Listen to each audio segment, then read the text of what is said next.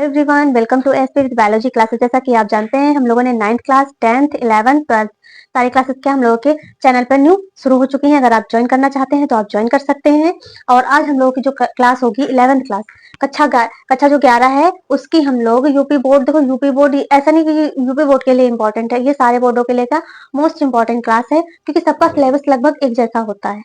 सबका सिलेबस जो होता है लगभग एक जैसा होता है, थोड़े बहुत चेंजेस होते हैं। तो इस वजह से यहाँ हम इसको यूपी बोर्ड ही केवल नहीं कहेंगे क्योंकि चैप्टर थोड़ा आगे पीछे होते हैं, सिलेबस थोड़ा आगे पीछे होता है, पर कंटेंट क्या होता है वही होता है। तो पहला चैप्टर है जीव जगत। क्या है? जीव जगत। तो यहाँ पे कक्षा 11 की जीव विज्ञान पढ़ने से पहले हम क्या करेंगे? जनरल नॉलेज, जीव विज्ञान का क्या जनरल नॉलेज समझ लेंगे। तो सबसे पहले जीव जगत चैप्टर स्टार्ट करने से पहले इसके बारे में हम लोग जान लेते हैं कि जीव विज्ञान क्या होती है। देखिए, जीव विज्ञान को इंग्लिश में क्या कहते हैं? बायोलॉजी। जीव विज्ञान को इंग्लिश में कहते हैं बायोलॉजी। क्या कहते हैं? बायोलॉजी कहते हैं। देखो, बायो का मतलब होता है लिविंग। क्या होता है? लिविंग। लॉजी का मतलब होता है स्टडी। क्या होता है? स्टडी। बायो का मतलब होता है लिविंग और लॉजी का मतलब होता है स्टडी। इसका मीन्स ये होता है वह विज्ञान जिसमें हम जीवित जीव जंतुओं का क्या अध्ययन करते हैं, उसकी स्टडी करते हैं। ओके, उसको बायोलॉजी कहते हैं। तो इसकी परिभाषा देख लेते हैं। जीव विज्ञान की वह शाखा है। जीव विज्ञान क्या? जीव विज्ञान, बायोलॉजी को कहेंगे जीव विज्ञान। तो जीव विज्ञान विज्ञान की वह शाखा है जिसके अंतर्गत हम जीव जंतु, क्या? जीव जंतु। देखो, जीव जंतु में यहाँ आपके पेड़ पौधे भी आ गए। क्या है? पेड़ पौधे भी आ गए। ऐसा नहीं कि पेड़ पौधे अलग हुए, नहीं, पेड़ पौधे भी इसमें आपके आ जाएंगे। ठीक। तो जीव विज्ञान विज्ञान की वह शाखा है जिसके अंतर्गत हम जीव जंतु का अध्ययन करते हैं, उसे क्या कहते हैं? जीव विज्ञान कहते हैं।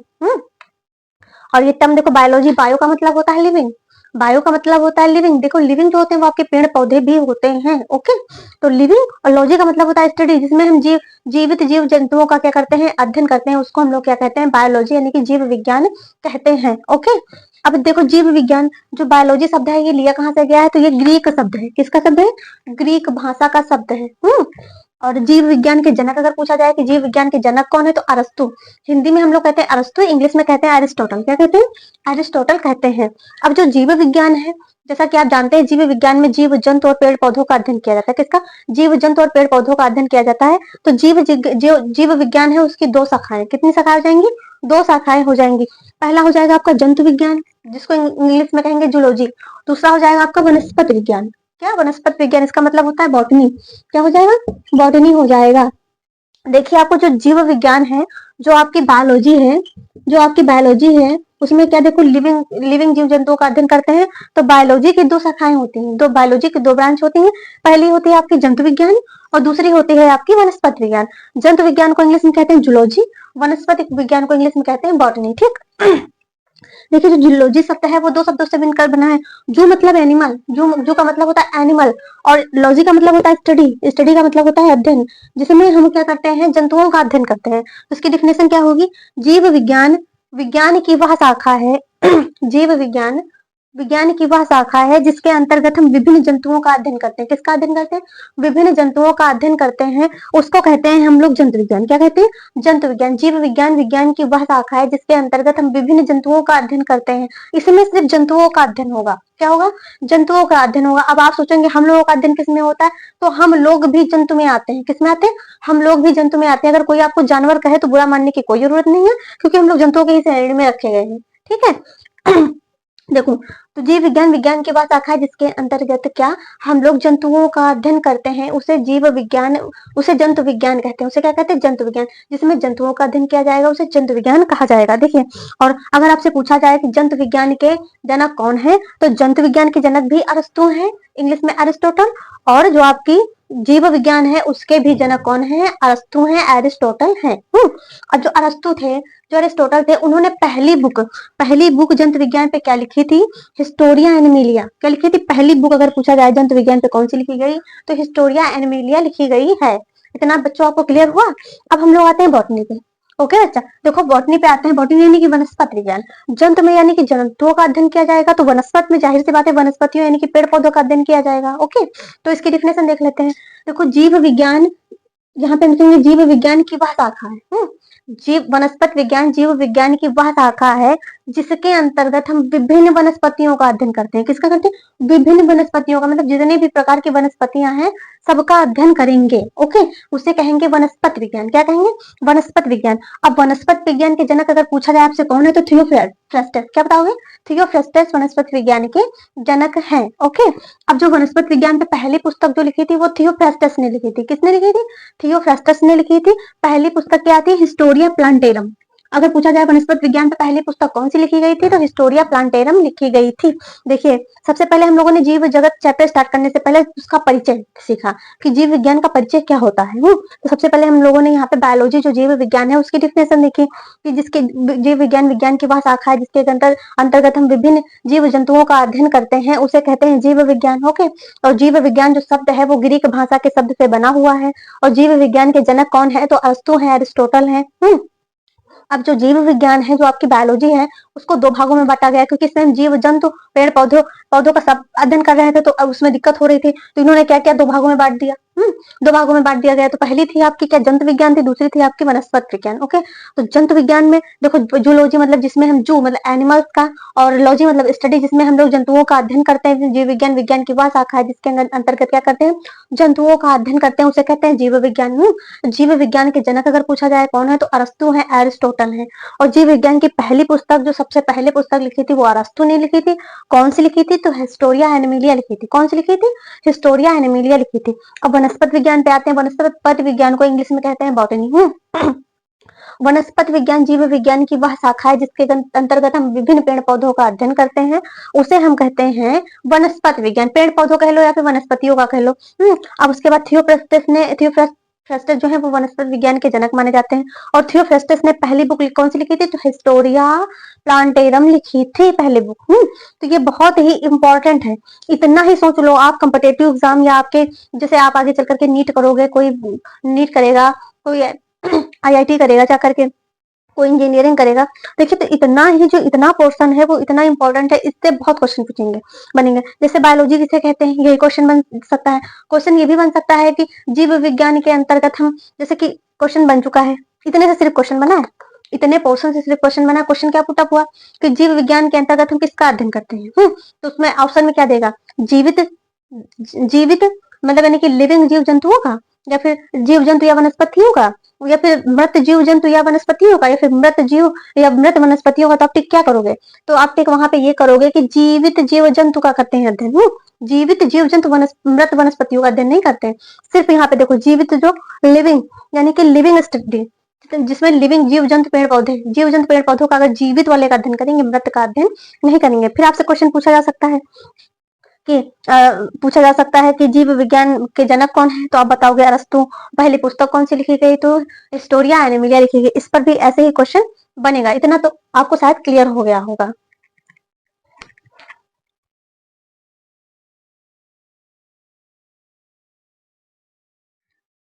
अभी देखिए, हम लोगों ने क्या जो जीव जगत चैप्टर स्टार्ट करने से पहले जीव विज्ञान का परिचय देखा, ठीक है, उतना आपको बहुत अच्छे से क्लियर हो गया होगा। इतना तो मुझे बिल्कुल क्लियर है। अब हम लोग जीव जगत चैप्टर का स्टार्ट करेंगे। सबसे पहले देखो, पहले जो एनसीईआरटी थी उसमें लिखा था जीव क्या है। पहला प्रश्न था जीव क्या है।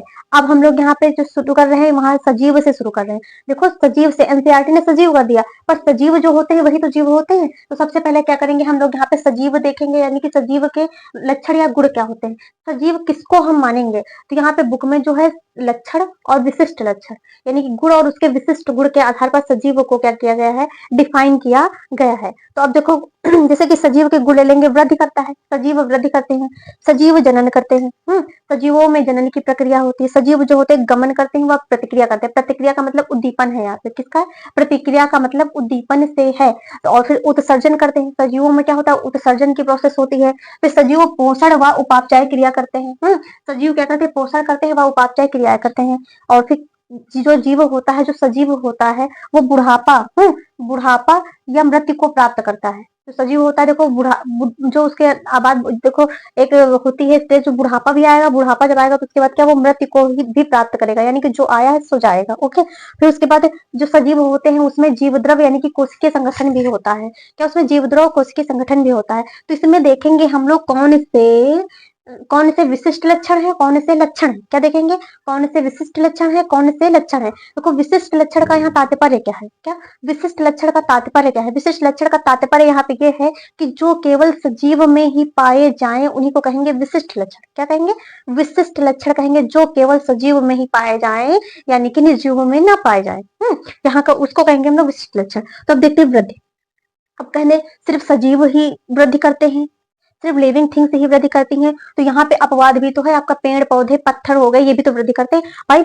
जो मिट्टी है पहाड़ के ऊपर, जो मिट्टी है वो चढ़ती जाएगी तो पहाड़ आज इतना बड़ा है, आज पहाड़ इतना बड़ा है, फिर इससे बड़ा होगा, फिर इससे बड़ा होगा, ठीक। यहाँ पे वृद्धि हम देख रहे हैं, तो क्या यह जो पहाड़ है क्या यह जीवित है, तो यह जीवित तो नहीं है ना। और यहाँ पे देखो वृद्धि किससे मानी जा रही है, यहाँ वृद्धि देखो आंतरिक, अगर हम सजीव की बात करें तो यहाँ वृद्धि जो है वो आंतरिक मानी जाएगी, ना कि बाहरी मानी जाएगी। बाहरी देखेंगे तो हम यहाँ पे पहाड़ में भी दिख रही है हमको, पत्थर पे भी दिख रही है, कंचा भी जानते हैं आप उसमें भी दिख रही है, हर एक चीज में क्या यहाँ पे वृद्धि दिख रही है।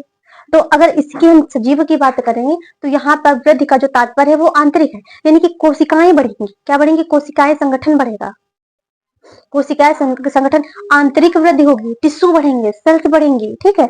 अब जैसे कि जनन है, जनन है, क्या सजीव सिर्फ सजीव ही जनन करते हैं, तो ऐसा नहीं होता है। जैसे कि आपने 12th क्लास में भी अभी तो नहीं पढ़ा है आपने, जब 12th क्लास में जाओगे तो वहां पे एक चैप्टर क्या है आपका, जो चैप्टर है उसमें हम लोग पढ़ेंगे मधुमक्खियों में जनन, क्या पढ़ेंगे, मधुमक्खियों में निषेचन कैसे होता है।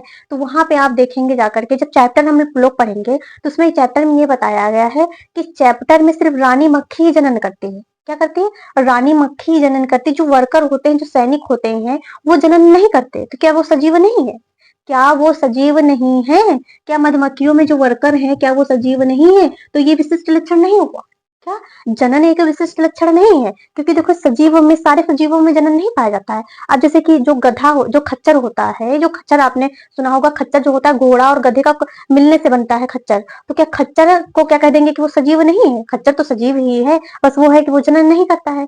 अब यहाँ पे गमन व प्रतिक्रिया जो देखेंगे, ये है विशिष्ट लक्षण, ये है विशिष्ट लक्षण, जो गमन और प्रतिक्रिया होती है, सजीव क्या करते हैं, प्रतिक्रिया करते हैं, किसी भी चीज के प्रति क्या करते हैं, उद्दीपन करते हैं। जैसे आपने ऐसे चुकोटी काटी तो क्या हम तुरंत हाथ हटा लेंगे, फिर गर्म चीज पे किसी पे हाथ आपका पड़ा तो क्या तुरंत हाथ हटा लोगे, क्योंकि आप प्रतिक्रिया कर रहे हो, आप उद्दीपन कर रहे हो, तो ये हो गया विशिष्ट लक्षण। अब उत्सर्जन जो उत्सर्जन होता है, अब उत्सर्जन का मतलब होता है जो वेस्ट प्रोडक्ट होता है वो निकालना, जो आपकी बॉडी में, जैसे कि आप स्वेट के द्वारा निकालते हो, पसीने के थ्रू निकालते हो, यूरिन के थ्रू पास करते हो, तो ये हो गया वेस्ट मटेरियल को बाहर निकालना। तो सजीव क्या, जितने सजीव होते हैं वो उत्सर्जन तो करते ही करते हैं। पोषण व उपापचय क्रियाएं, पोषण व उपापचय क्रिया अगर पूछा जाए कि पोषण जो उपापचय क्रिया क्या सजीव में ही होती है, तो ऐसा नहीं होता है।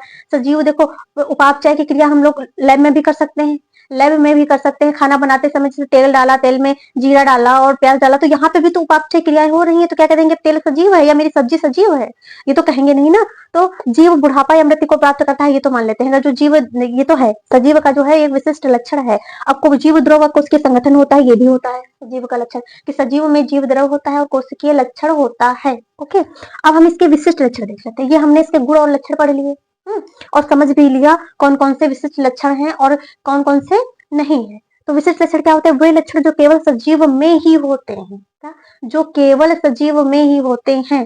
अब जैसे कि जनन की बात कर ली जाए तो जनन एक विशिष्ट लक्षण नहीं है, क्योंकि सभी जो होते हैं सभी जो होते हैं तो वो जनन नहीं करते।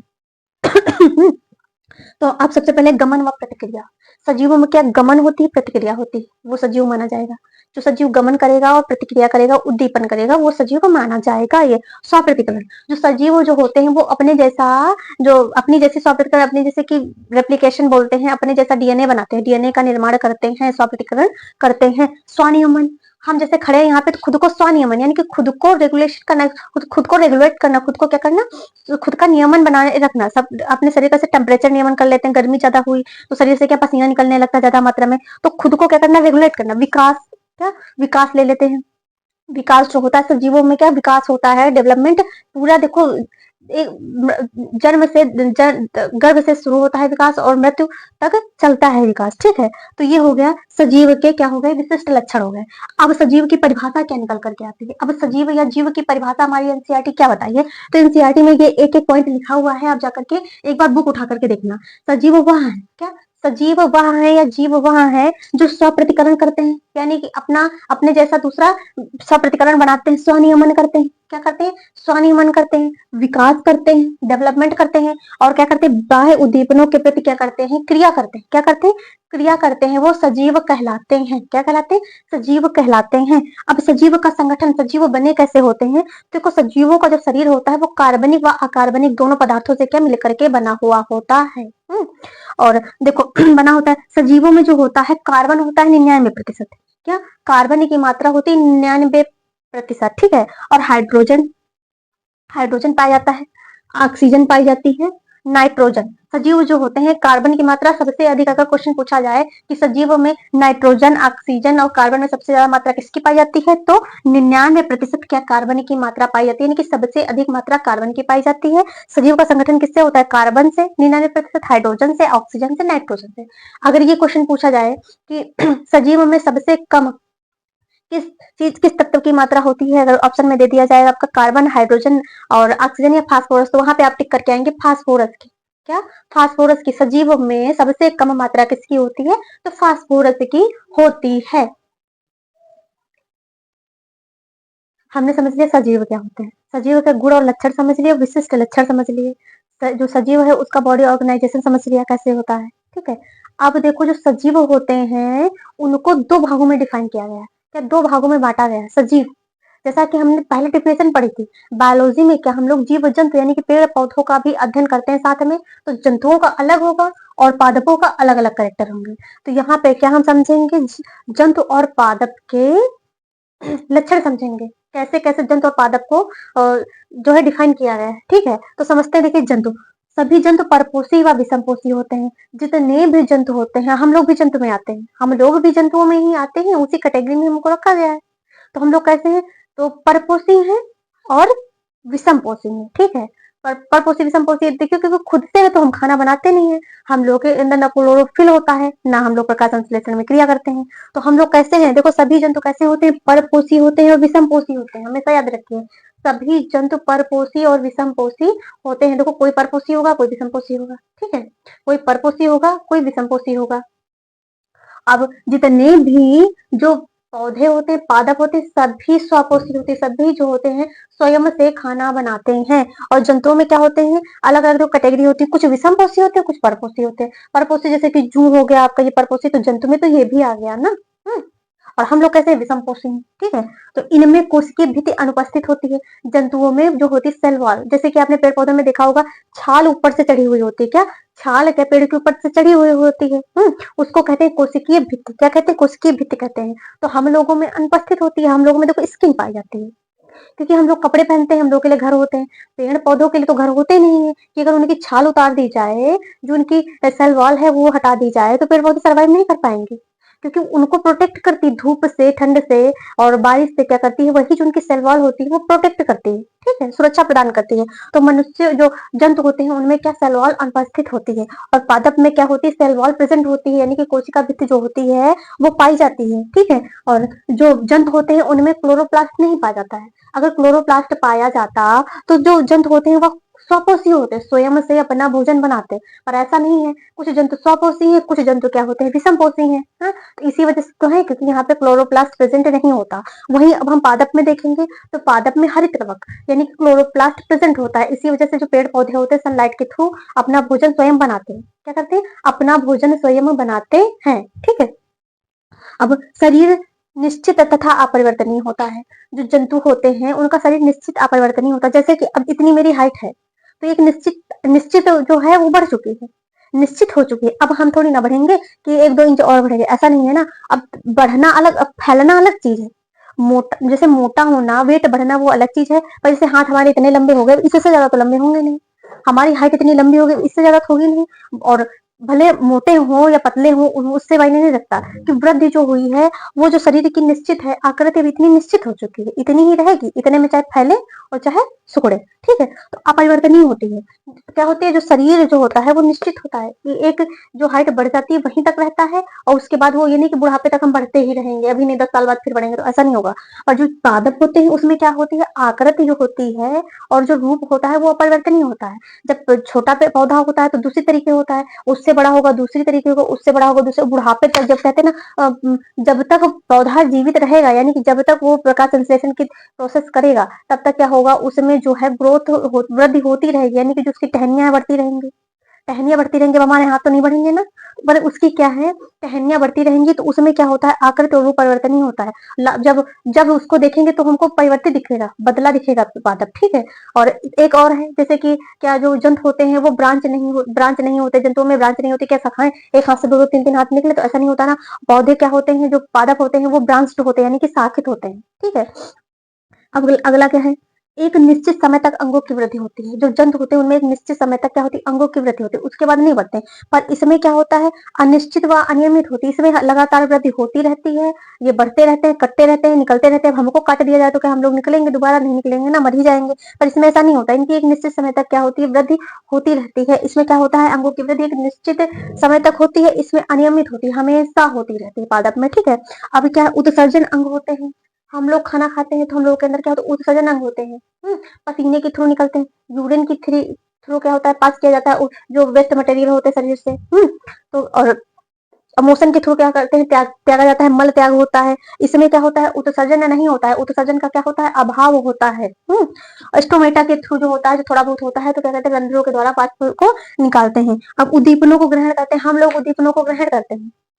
और इसमें क्या होता है, पादप भी जो होते हैं उद्दीपनों को ग्रहण करने की क्षमता होती है, यानी कि उद्दीपन को ग्रहण भी करते हैं, उसके प्रति प्रतिक्रिया भी करते हैं। और जब यहाँ पेड़ पौधे हैं वो उद्दीपनों को ग्रहण करते हैं पर प्रतिक्रिया नहीं करते, क्या प्रतिक्रिया नहीं करते हैं। इसमें यानी कि उद्दीपन जो होता है, प्रतिक्रिया उद्दीपन करने की क्षमता ना के बराबर, यानी कि नगण्य होती है। और जो श्वसन अंग पाए जाते हैं, जो जंतु होते हैं उनमें श्वसन अंग का मतलब है, जैसे लंग्स पाए जाते हैं, नोज पाई जाती है, नसक छिद्र पाए जाते हैं। पर इसमें क्या होता है, अभाव होता है। क्या होता है, अभाव होता है। ये रंध्र यानी स्टोमेटा के थ्रू क्या करते हैं, श्वसन करते हैं, और उसी से क्या करते हैं, वाष्पोत्सर्जन की प्रक्रिया होती है। इसमें क्या है, कार्बोहाइड्रेट का संचय ग्लाइकोजन में जो जंतु होते हैं उनमें कार्बोहाइड्रेट जो जाता है, जैसे कि रोटी से कार्बोहाइड्रेट मिला, इन सब चीजों का संचय किसमें होता है, ग्लाइकोजन में होता है। जो जंतु का होता है वो संचयित पदार्थ कौन है, तो ग्लाइकोजन है। वहीं पे देखो, जंतु होते हैं, इनको जो ग्लाइकोजन में क्यों होता है, स्टोर होता है, जो उनका फ्लूइड मटेरियल होता है, इस वजह से, क्योंकि हम लोग को ज्यादा एनर्जी की जरूरत पड़ती है, हम लोग चलते हैं, पंचायत करते हैं, बोलते हैं, तो उसमें क्या एनर्जी ही तो वेस्ट हो रही है ज्यादा से ज्यादा। और जो पेड़ पौधे होते हैं उनका जो जो कार्बोहाइड्रेट होता है वो स्टार्च में होता है। किसमें होता है, स्टार्च में होता है, क्योंकि इनको देखो चलना नहीं है। और ना बकबक करना है हम लोग ये तरीके, तो इनमें क्या होता है, जो कार्बोहाइड्रेट स्टार्च, पादप में स्टार्च में कार्बोहाइड्रेट का संचयन होता है। अगर पूछा जाए पादप का फूड मटेरियल क्या है, तो स्टार्च है। जंतुओं का फूड मटेरियल क्या होता है, कार्बोहाइड्रेट किसमें संचयित होता है, तो ग्लाइकोजन में संचयित होता है। तो आपने जंतु और पादप के बीच का अंतर बहुत अच्छे से समझ लिया। ये अंतर है, अगर आप स्क्रीनशॉट लेना चाहें तो ले सकते हैं। और आपको देखो, जंतु और पादप के बीच में अंतर बहुत अच्छे समझ आ गया होगा कि परपोषी विषमपोषी होते हैं जंतु, ये होते हैं स्वपोषी। क्या होते हैं, स्वपोषी। इनमें सेल वॉल नहीं पाई जाती है, सेल वॉल पाई जाती है। इसमें क्लोरोप्लास्ट जंतु में नहीं पाया जाता है, और पादप में क्लोरोप्लास्ट पाया जाता है। शरीर जो होता है निश्चित होता है, परिवर्तनीय होता है। इसमें क्या होता है, शरीर जो होता है वो परिवर्तनीय होता है। और इसमें जो होता है एक निश्चित समय तक अंगों की वृद्धि होती है। इसमें क्या होती है, अनियमित होती है, अनिश्चित होती है। हमेशा क्या होती है, वृद्धि होती रहती है। इसमें उत्सर्जन अंग पाए जाते हैं जंतुओं में, और पादप में उत्सर्जन अंग का अभाव होता है। और उद्दीपनों को ग्रहण करते हैं, पादप क्या करते हैं, उद्दीपनों को ग्रहण करते हैं, उनके प्रति प्रतिक्रिया भी करते हैं। पर जो पादप होते हैं उनमें उद्दीपन तो ग्रहण किए जाते हैं, पर क्या होते हैं, उनके प्रति प्रतिक्रिया नहीं होती। इसमें उद्दीपन को ना के बराबर इसी वजह से माना गया है, ठीक है। श्वसन अंग पाए जाते हैं, जो जंतु होते हैं उनमें श्वसन अंग पाए जाते हैं, लंग्स पाए जाते हैं, नसोचित पाई जाती है, नाक पाई जाती है, तो डायफ्राम पाया जाता है। पर इसमें क्या होता है, अभाव होता है। इनका जो संचित फूड मटेरियल होता है, जो संचित भोज्य पदार्थ होता है, तो कार्बोहाइड्रेट को जंतु जो ग्लाइकोजन में संचित करते हैं, और जो पादप होते हैं वो कार्बोहाइड्रेट को स्टार्च में संग्रहण करते हैं। तो इतना आपको बहुत अच्छे से क्लियर हो गया होगा। अगर आपको हमारी क्लास अच्छी लगी तो हमारे चैनल को लाइक करें, शेयर करें, ज्यादा से ज्यादा सब्सक्राइब करें, ताकि सब तक ये वीडियो पहुंच सके। जो बच्चे नहीं अभी तक हमारे चैनल को सब्सक्राइब करें वो जरूर से जरूर सब्सक्राइब करें। मिलते हैं नेक्स्ट क्लास में। Thanks for watching.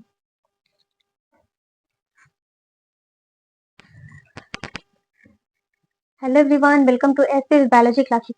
देखिए, हम लोग यहाँ पे 10th क्लास का पहला चैप्टर पढ़ रहे हैं। उसमें हम लोग रासायनिक अपक्रियाओं के 4 प्रकार पढ़ लिए थे। और आज जो कि सबसे टफ है, अपचयन, और जो कहते हैं उपचयन व अपचयन, जिनको कहते हैं रेडॉक्स अपक्रियाएं। तो ये हम लोग समझेंगे। इस वजह से इसको हमने अलग वीडियो में इस वजह से बनाया, ताकि पूरा का पूरा अच्छे से क्लियर हो जाए। क्या हो जाए, पूरा का पूरा अच्छे से क्लियर हो जाए, ठीक है। तो हम लोग आगे समझते हैं इसको। तो उपचयन और अपचयन, जिनको कहते हैं उपापचयी, अपचयन को कहते हैं उपापचयी क्रिया। क्या कहते हैं, उपापचयी क्रिया, इनको रेडॉक्स अपक्रिया भी कहते हैं। क्या कहते हैं, रेडॉक्स अपक्रिया भी कहते हैं।